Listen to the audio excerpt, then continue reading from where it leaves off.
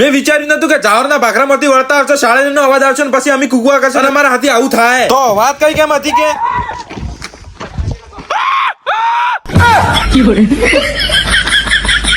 ગોપાલ મારો પાલણીએ ઝૂલે.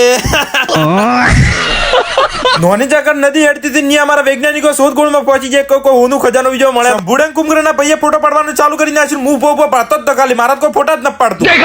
देखा मैं बिल्कुल ठीक हूँ. જ્યારથી ગગો આવ્યો તરનો ઓબુલિયો પડી ગયો તો ઓબુલિયો તો ચેડો જ ન મેલતો. ઓબુલિયો ખાવી એટલે કવાય તરનો ઓબુલિયો પાછળ પડી ગયો. બપોરના વાગ્યા હતા એક ને હાથી નીકળી ગયા હતા આપણા ઘર બાજુ. એ પણ આપણી કોબરા ગેંગ હતી.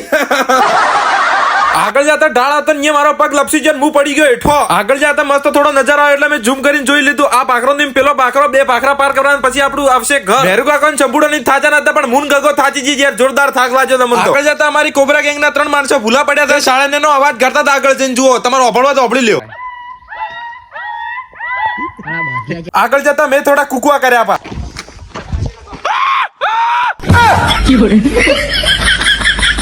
ફટાફટ વિયો મોખાઈને સરસડાર ભાખરાથી નેચું ઉતરવા નીકળી ગયા આપણે ઘર બાર. એક્ચ્યુઅલી આ છે મારા કાકાનો છોકરો ગગો.